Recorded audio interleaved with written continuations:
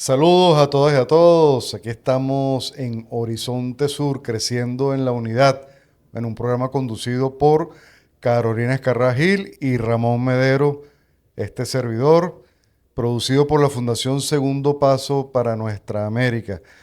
Y bueno, pueden ver los contenidos de la Fundación Segundo Paso a través de @ladanta.tv en las redes sociales. Bueno, y leer a Carolina Escarra Gil en Camarada Llamarada, que publica todos los sábados, ¿no? Todos los sábados, sí, señor. En Es el Correo del una, Orinoco, en Correo del Orinoco, esa columna la tengo desde el año 2012. imagínate. Sí. Bueno, queremos saludar y agradecer a Nieves Valdés, la presidenta de la Radio del Sur. Estamos acá en la Radio del Sur, escuchando la patria, los latidos de la patria grande. Y agradecer también a Tamar Sánchez en la gerencia de contenido y a nuestro querido amigo Jason Alcalá, que está allí en las cámaras y el que hace, bueno, todo el trabajo de acompañamiento aquí con nosotros. Este es un programa que se transmite por YouTube y se transmite también todos los jueves a la 1 de la tarde en la Radio del Sur, pero lo puedes ver también en nuestro canal de YouTube, @ladanta.tv. Bueno, hay varios temas. Yo le estoy proponiendo a Carolina que en su última columna, titulada Nunca se sabe, Ujú. ¿por qué le Sí. pusiste ese título? Bueno, porque la columna salió el sábado, ¿verdad? Y toda la Ujú. semana pasada se estaba hablando de diálogo. Acuérdate que la semana pasada habían dicho que después de las elecciones del 23 de noviembre venía la declaración del supuesto cartel de los soles como organización El día terrorista 24. extranjera el día 24. Pero más allá de eso, lo que estaban hablando era de diálogo. Y lo que estaban hablando era de que más bien iba a haber un acercamiento, de que no se dieron los ejercicios conjuntos entre Trinidad y Tobago y Estados Unidos, porque supuestamente se iban a dar, pero al final no se dieron. El propio ejército de Trinidad y Tobago no sabía que se iban a dar esos ejercicios. Entonces, bueno, digamos que las cosas estaban como que tomando otro cariz, pero comienzo la columna diciendo que realmente en relaciones internacionales y más con un personaje como Donald Trump, nunca se sabe qué es lo que va a pasar y hay un cambio de 180 de 180 grados cada semana. Entonces resulta que el domingo, después de que sale la columna, bueno, entonces viene todo el tema del cierre del espacio aéreo por esta organización aeronáutica de Estados Unidos. Entonces, realmente nunca se sabe si vamos a ir a diálogo, si va a haber alguna actividad. Lo que sabemos es que no van a entrar, ¿no? Porque, bueno, porque no tienen suficientes efectivos militares. Hay un análisis que hace el profesor Juan Romero bien interesante de todo el kilometraje de costas que tenemos y cómo necesitarían mucho más de los funcionarios, digamos, militares que tienen apostados en el Caribe para poder hacer una intervención directa, ¿no? En Venezuela. Pero bueno, siempre pueden hacer ataques selectivos, siempre pueden hacer ciertas cosas y una de ellas se vio reflejada incluso la semana pasada. No se descarta el saboteo en la explosión que hubo en José, ¿no? En José Antonio Anzoátegui, en el estado de Anzoátegui, que es un espacio donde nosotros generamos hidrocarburos, gas, etcétera, ¿no? Entonces, bueno, con toda esa situación realmente nunca se sabe, porque además, si algo tiene los Estados Unidos es que te dice una cosa y luego hace otra. Toda la vida. Si algo tiene además Trump es que te lanza la zanahoria y el garrote. Entonces, claro, a los analistas dicen, bueno, es que está endureciendo la cosa para poder negociar, pero la extrema derecha e incluso él ha manejado muchas veces, digamos, lo encerrado que está con todo el tema de Marco Rubio y de los Crazy Cubans en Miami, Crazy Cuba. así los llaman Sí, sí, yo sé. a los Los tres locos cubanos. cubanos legisladores que son los que colocan la balanza en el caso de las decisiones en el Congreso de los Estados Unidos, pues, Y ¿no? representa una subjetividad terrible, ¿no? Fascista de Terrible, la más extrema derecha, terrible, reaccionaria que terrible. se puede. Por eso que el apodo de gusanera no le queda Pero es nada que mal. además se lo pusieron ellos mismos. O Sí. sea, el tema de los gusanos se lo pusieron los mismos cubanos en ese momento, ¿no? Gusanos que se carcomen a sí mismos y carcomen todo sistema en el cual Así están es, presentes. Bueno, pues tú así has es. puesto la mesa. Hace un momento escuchamos, al comenzar el programa, Preparen la la mesa. canción Preparen la mesa. Entonces ya tú serviste la mesa, pusiste allí una cantidad de temas que vamos a tratar. Preparen la mesa, un aguinaldo que está sonando muchísimo. El gobierno lo ha lanzado desde bien temprano cuando declaró o decretó la Navidad y bueno, se escucha por todos lados y eso representa la alegría del venezolano, ¿no? Así En es. este programa hemos querido usar las tres canciones que vamos a usar, son aguinaldos venezolanos, porque bueno, es lo que es nuestro carácter, ¿no? Por ahí criticaron al presidente porque estuvo bailando. Pero es que no termina de entender cómo es el venezolano. El venezolano se crece en las peores situaciones. El venezolano tiene en su genética, ¿verdad? Bueno, el heroísmo y la valentía y el coraje para afrontar cualquier cosa. Y la realidad lo ha demostrado, ¿no? Este ha sido un país asediado por todos los costados desde hace bastantes años, desde que comenzó la Revolución Bolivariana, o sea, estamos más de 25 años asediados y desde 2015 para acá eso se ha arreciado y Venezuela ha salido adelante ante todos esos escollos. Entonces no comprenden que la alegría es un arma poderosa, la sonrisa, la alegría, el sentirse unido en familia. Fíjate, tú cuando Yo recorres las quisiera. calles en las noches, tú te Ajá. vas al Paseo de los Próceres, por ejemplo, que es hermosísimo, iluminado.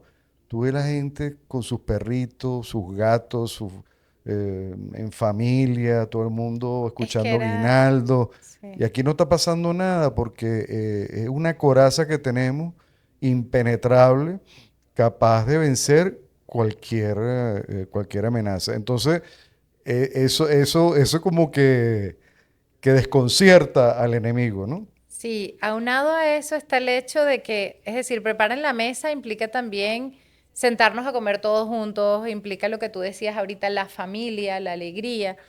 Pero además, ayer había un profesor, sabes que nosotros en la Universidad Internacional de las Comunicaciones, en el Vicerrectorado de Investigación, nos reunimos todos los miércoles. Y había un profesor que decía que a nosotros, a nivel de operaciones psicológicas, a ellos les cuesta mucho segmentarnos. Sí. Porque además, el caraqueño es una cosa, el maracucho es otra cosa, el larense, o sea, somos muy Y al diversos, mismo tiempo, pero dentro de esa diversidad todos nos sentimos venezolanos y sí. todos defendemos a Venezuela, ¿no? Y cuando nos encontramos un caraqueño con un larense o con un andino, entonces la emoción de compartir la diversidad, ¿no? Mira, Del acento, de la comida, de las costumbres, de yo ahí los... tengo una anécdota y es Ujú. que, personal, pues, ¿no? Y es que mi papá siempre fue caraquista, siempre fue de los Leones de Caracas. Me parece muy Y bien, el yo también. béisbol aquí es algo muy importante, ¿no? Hizo Y mi bien tu mamá papá. larense. Y ¿Ah? entonces mi mamá era de los Cardenales. Imagínate. Entonces sí, ahí hay un caraquista y una larense, precisamente el ejemplo que estás dando Sí, ahorita. en Europa, en otros países se matan. Y nosotros somos Los fanáticos se una. matan entre sí en el fútbol. Aquí es algo que nos une. Y además de eso, nosotros somos dialéctica también. Ajá, Porque bueno, un caraqueño y una larense y nosotros somos otra cosa, ¿no? así Como es, decía Simón Bolívar, somos un pequeño género humano. así Y es. eso es algo maravilloso. Y eso es lo que nos hace tan peculiares, tan distintos. Y es lo que el gringo No sabe captar. no logra comprender. Pero tú hablabas del título de Nunca se sabe. Nunca se sabe porque, fíjate, yo en estos días escribí un breve artículo diciendo que Trump padece del síndrome de Calígula. Calígula, un Ujú, personaje, bueno, un emperador romano, a quien se le atribuye una serie de rasgos psicóticos, ujú, ¿verdad? Era el emperador orgiástico, ujú. ¿no? Cruel, eh,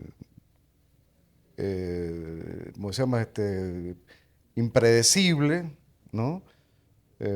Que se autoproclama Dios Ujú. ¿no? Y se hace venerar como un dios. Bueno, y todos esos rasgos psicóticos lo vemos irritable, muy irritable, paranoico, sádico. Es decir, todos esos elementos, todos esos rasgos que algunos historiadores resumen en la personalidad de ese emperador, bueno, lo vemos reflejado en Trump. Trump es un criminal. O sea, no sé, y eso nos tiene que llamar a la reflexión, cómo un criminal asedia a a un país como el nuestro, una nación pacífica, ¿verdad? Señalando a nuestro presidente de ser un cabecilla, de estar a la cabeza de un narcoterrorismo, de un estado narcoterrorista, de un cartel llamado Los Soles. Entonces esa paranoia, ¿no? Del emperador, porque entonces él tiene 30, lo estábamos hablando ahora en el ascensor cuando Ujú. veníamos subiendo, 35 cargos imputados, ¿no? En Ujú. enero, pero llega a la presidencia, creo que es el único presidente en la historia de Estados Unidos que asume el poder estando imputado de tantos cargos, pero son cargos todos relacionados con el tema de la lujuria, de la Ujú. extravagancia de tipo sexual, ¿no? En ese Sí. caso se le imputó por haberle pagado a una meretriz, a una Ujú. prostituta por su servicio, casi $500,000. Entonces falsificó, evadió, hizo una serie de, Ilícitos. sí, de Ujú. ilícitos, ¿verdad? Bueno, y después se demostró estar en la lista de Epstein Ujú. como pederasta. Entonces es el pederasta, es el ejercicio del poder de los billonarios. En ese momento no era presidente, pero era millonario, ¿no? Es como esa élite que está en la cúspide o en la pirámide social, política, económica, y entonces se cree con privilegio, lo pongo entre comillas y lo subrayo, porque qué privilegio puede ser pederasta, ¿no? Pero ese derecho que se arrogan de poder extralimitarse, de violentar cualquier sistema, cualquier normativa, entonces es como el poder, ¿no? El poderoso. Y es Sí. peligrosísimo porque en el caso de él están los dos componentes. Es billonario, ¿no? Y además presidente de un país que tiene uno de los ejércitos más poderosos y tecnológicamente avanzados.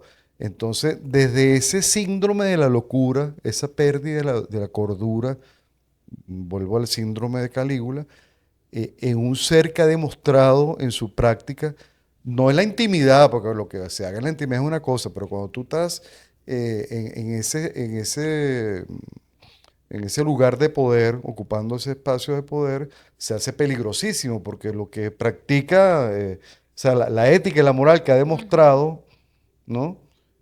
Puertas adentro, es la misma que está practicando contra los pueblos, la subyugación de permitirse pervertir y permitirse violentar toda la normativa internacional, como lo ha hecho. Ahí Marco Rubio dijo, bueno, ¿y a mí qué me importa lo que diga la Lo que ONU? diga la ONU. Entonces Sí. la ONU es como no sé, una especie como de trapo que se lava y se ensucia cada vez que se quiere. Es decir, sirve para unas cosas como para ahora recientemente aprobar la intervención de Estados Unidos en Palestina, Ujú. ¿no?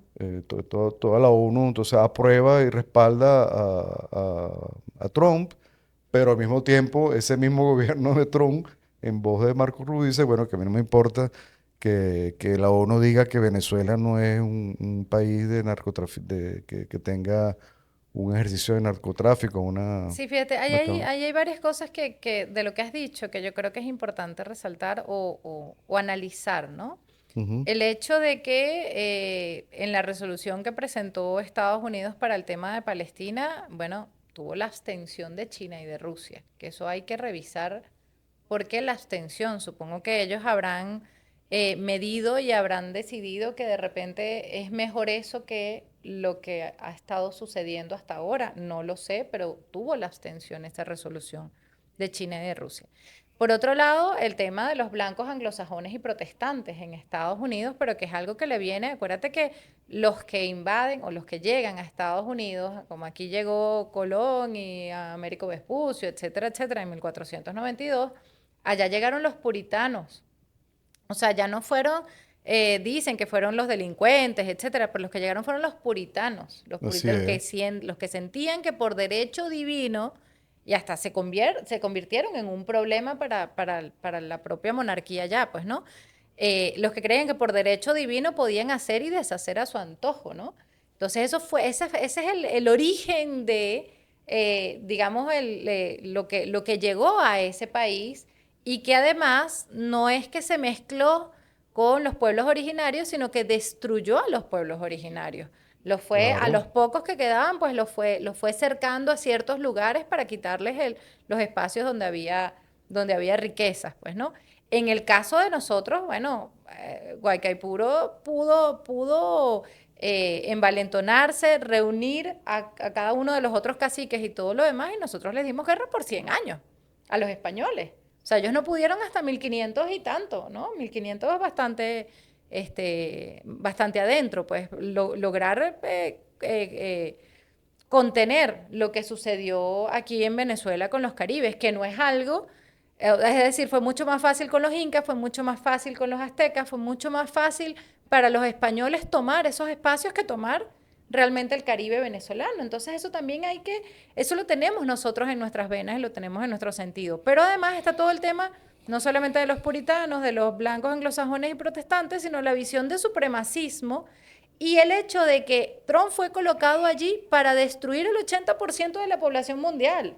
O sea, esa es parte de la tarea que él tiene. Si lo hace a través de genocidios, si lo hace a través de resoluciones, si lo hace a través digamos, del instrumento que lo haga, esa es la razón por la que claro. lo Es que pusieron el allí, pues, ¿no? 4% de la población mundial, es decir, los millonarios y billonarios de este mundo, consumen el 25% de la riqueza del planeta. Entonces, para mantener el sistema capitalista, el sistema mundo capitalista, para mantenerlo, para sostenerlo, para reproducirlo, necesita de ingentes sumas de dinero. Entonces tiene que ir allí donde están concentradas las riquezas. Por eso la mirada sobre Venezuela. Ujú. Entonces, Y eh, sobre todo América y Latina. sobre todo América Latina, lo dijo Sí.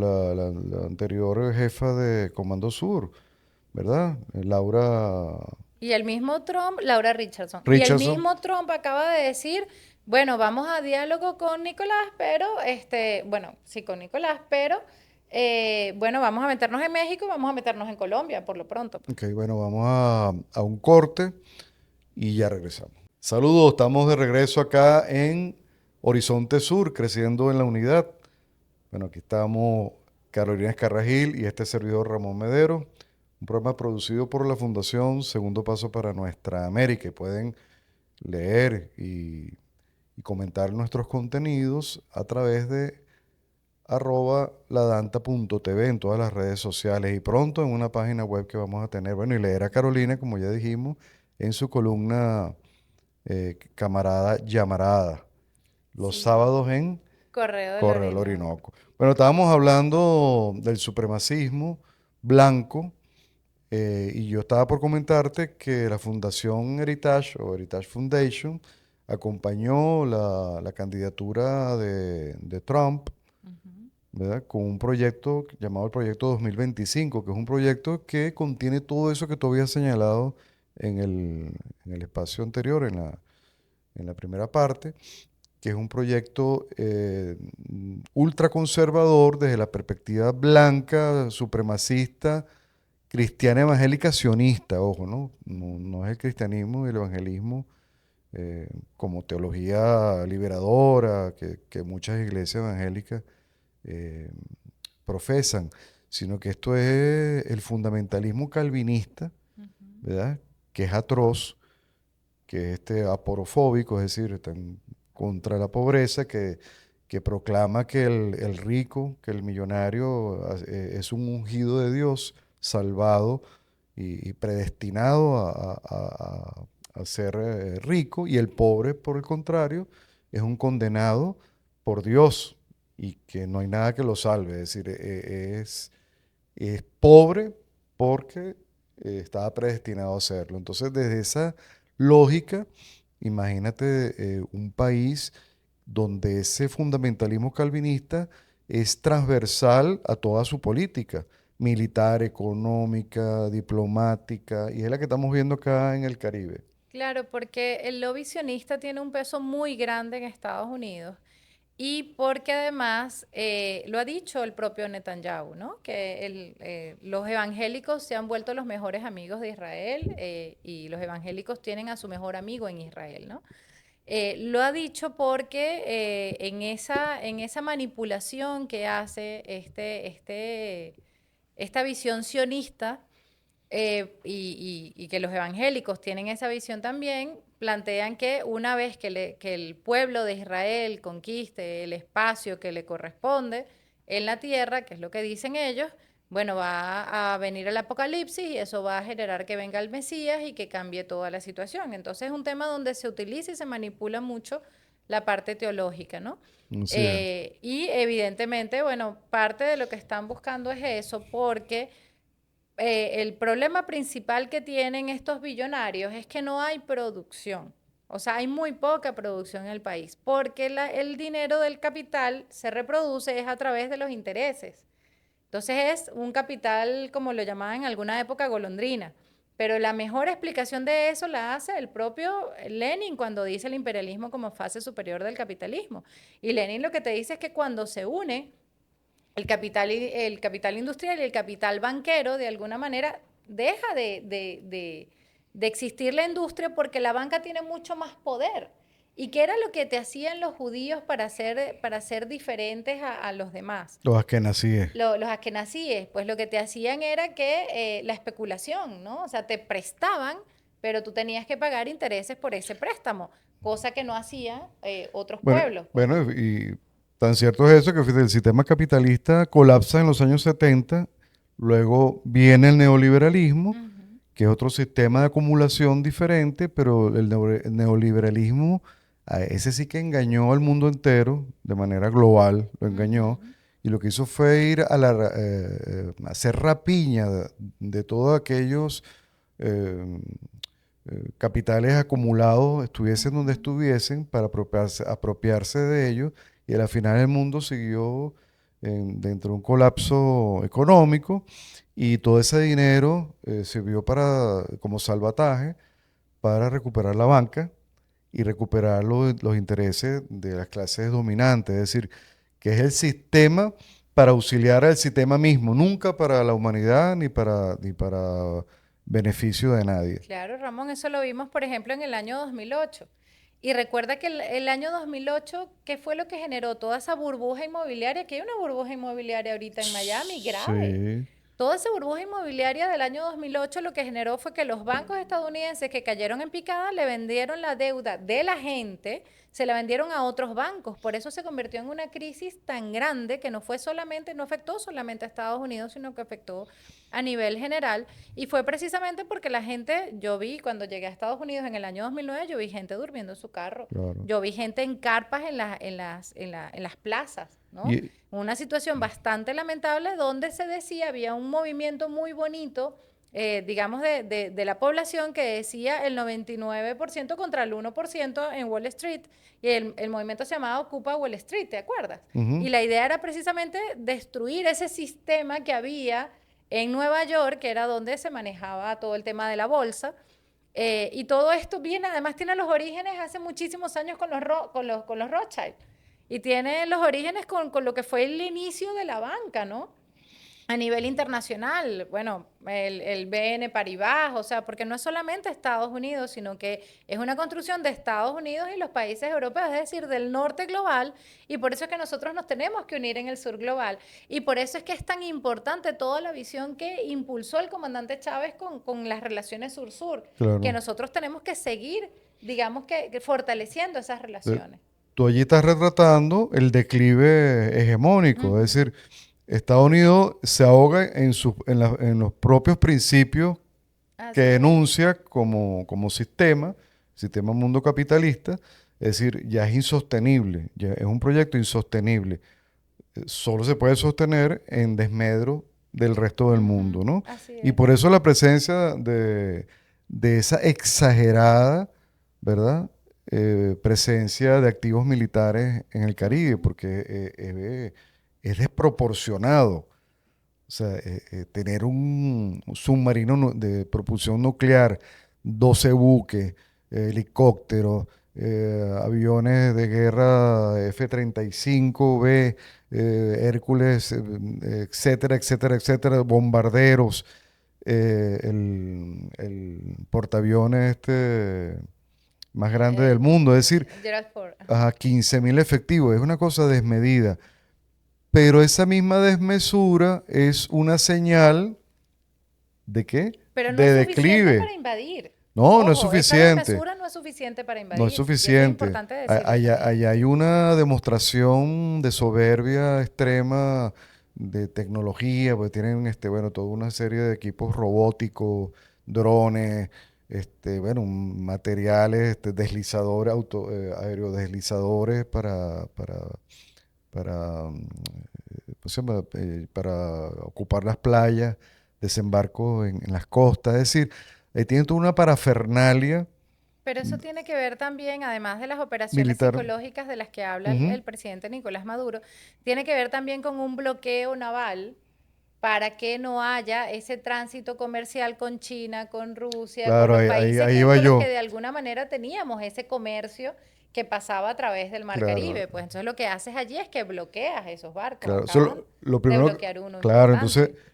eso es una demostración clara de que existe un declive hegemónico. Estados Unidos ha perdido todas las batallas y todas las guerras económicas y comerciales en el mundo, en África, en Asia, ha perdido todos esos espacios de poder económico.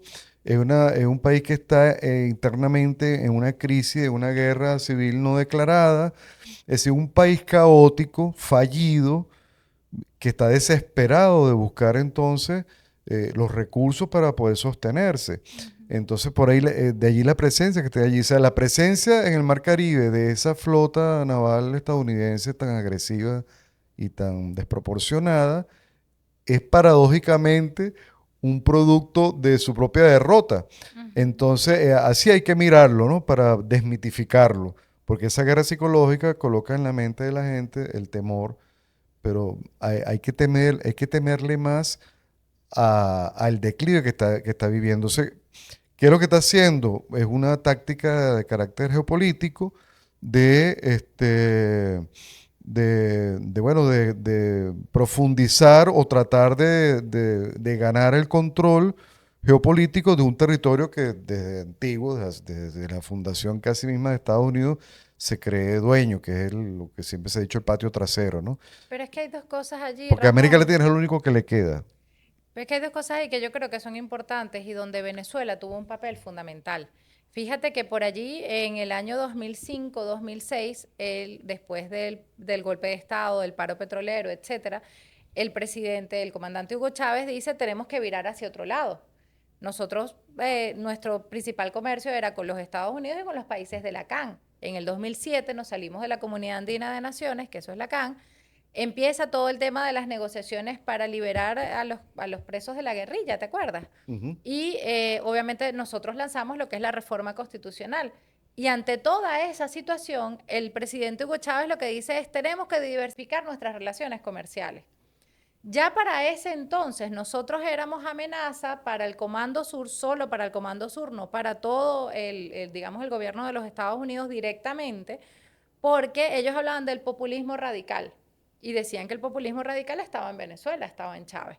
Pero además de eso, en el año 2009, que es cuando yo me empiezo a leer los informes de inteligencia, probablemente fue antes, pero desde que yo me empiezo a leer los informes de inteligencia estadounidenses, en el año 2009 nosotros éramos una amenaza, digamos que secundaria. Esa es la expresión que utilizan, una amenaza secundaria. Porque los principales elementos de amenaza En el y de 2011, adversario, en 2009, 2009. para los Estados Unidos eran China, Rusia, Irán y la República Popular Democrática de Corea. Hoy en día yo te he hablado del decreto que firmó Trump, donde incluye a Cuba, donde incluye a otro país que no recuerdo ahorita. Y bueno, por supuesto habla del régimen de Nicolás Maduro porque no habla de Venezuela, ¿no? en este año. Pero en el año 2009 nosotros éramos una amenaza secundaria, no éramos una amenaza principal para sus informes de inteligencia. E En el, incluso para los informes de inteligencia de este año tampoco somos una amenaza principal. Y por eso es que él decide eliminar casi todas las agencias de inteligencia y se queda solamente con el FBI, que es el único que que le da la dijo razón, que le dio la que lo razón acompaña. directamente. Entonces eso tiene que ver con lo que Le da estabas la hablando razón a Juro, ¿no? inicialmente. Ajá. Tiene que ver con lo que estabas hablando inicialmente, que es que ese ser Calígula también tiene todo el mundo que decirle que sí alrededor, porque el que le diga que no, entonces hay que destituirlo, hay que sacarlo, no Claro. me sirve, y se tiene que ir, porque todos tienen que girar en Claro, porque torno a mi él ha decisión. convertido los cargos públicos en cargos políticos. Es decir, donde tiene que haber una seguridad, que es el funcionario que está alineado al pensamiento, a la doctrina trumpista, ¿no? Si no, tú no puedes ejercer ningún cargo público. Pero hay algo más, no es solamente los cargos públicos, ¿no? Sino que son los cargos, o sea, los que no son cargos que él domina. Es decir, hay alguien que hace chistes que no me gusta y tiene que salir Claro, de ¿no? CBS, Los ¿no? Entonces museos, no solamente los museos, son los medios de los medios de comunicación que comunicación, son los que todo, todo, mantienen al final esa todo, todo. hegemonía, pues, ¿no? Él trata de unificar el status quo desde su doctrina, ¿verdad? Y desde ese alineamiento allí. Pero fíjate, peligrosísimo porque recientemente hubo declaraciones en el Estado sionista de Israel, donde aprovechando esta coyuntura, donde hay un momento ahorita se siente que hay como con un momento de tensión mucho mayor, ¿verdad? Cuando dice que va a conversar con Maduro, Trump, y el 24, como tú bien nombraste, se decreta o se declara a Venezuela al Cartel de los Soles como una organización Terrorista extranjera. terrorista extranjera, Ujú. ¿no? Y ahí entonces ellos se aprovechan de una zona gris, de un vacío jurídico, Legal. legal estadounidense, donde el tema del narcotráfico era un aspecto que se abordaba desde lo policial, como Ujú. algo criminal. Entonces, pero no decía Que que no era se podía, terrorismo. que no, y tampoco lo impedía, o sea, no era claro, allá hay una zona gris, nunca se aclaró que no se podía calificar de otra manera, entonces se aprovecha de ese vacío y se le da el mote de terrorista, con lo cual, al tú calificarlo, rotularlo de terrorista, tienes entonces la posibilidad de actuar sin aprobación del Congreso. Hay un Y elemento pero lo que te iba a decir adicional. para terminar la idea, que es que ahora recientemente un vocero del nefasto gobierno sionista dijo, entonces le agrega otro calificativo, otro adjetivo, que es un Estado narcoterrorista islamista. Es decir, Imagínate tú. está señalando a Venezuela como una base de operaciones de Hezbollah, de Hamas y de la República Islámica de Irán, ¿verdad? Alineado y manipula el discurso del presidente Chávez en su momento y de Maduro, cuando se dice que Venezuela está en el eje de la resistencia, esa frase del eje de la resistencia de manera descontextualizada se usa para afirmar de que el eje de la resistencia es Hezbollah islamista yihadista, ¿no? Entonces, atención con eso. Bueno, fíjate que eso no es algo nuevo. O sea, cuando Ujú. nosotros éramos amenaza y todavía 2009, 2010, no era solamente la relación con China, con Rusia, con Irán y con la República Popular Democrática de Corea, que todavía no tenemos embajada, pero era también la relación con el Hezbollah, con Hamas. O sea, ya ellos hablaban de esas relaciones que ellos calificaban de terroristas. Y algo que quería decir también es que ya nosotros habíamos sido calificados como terroristas. Ya el Tren de Aragua y el Cártel de los Soles habían sido calificados como terroristas. En julio, precisamente, el Cártel de los Soles, el supuesto Cártel de los Soles, había sido calificado como terrorista por el Departamento del Tesoro. Pero en esta oportunidad está siendo calificado como terrorista por el Departamento de Estado. Entonces adquiere una connotación distinta, ya no es un tema financiero, ya no es un tema económico, ya no es un tema de empresas que puedan venir a generar sus inversiones en Venezuela, sino que es un tema que puede adquirir el tema militar. Bueno, fíjate, como siempre, se nos acaba el tiempo y no hablamos ni de una pequeña parte de todo lo que queríamos Sí. abordar. Bueno, María Elvira Salazar, la congresista estadounidense, lo dijo claramente, ¿no? Las compañías petroleras estadounidenses harán su agosto en Venezuela. O sea, queda Ujú. muy claro entonces qué es lo que pretende Estados Unidos, apropiarse del petróleo venezolano, de las riquezas de América Latina, y toda América Latina y el Caribe tiene que estar alerta. Este es Horizonte Sur, un programa, bueno, de análisis geopolítico, creciendo en la unidad, todos los jueves a la 1 de la tarde, acá en la Radio del Sur. Carolina Escarrada Gil y este servidor Ramón Medero. Los estaremos acompañando el próximo jueves a la 1 de la tarde. Hasta luego y un gran abrazo y feliz Navidad para todas y Buen todos. provecho.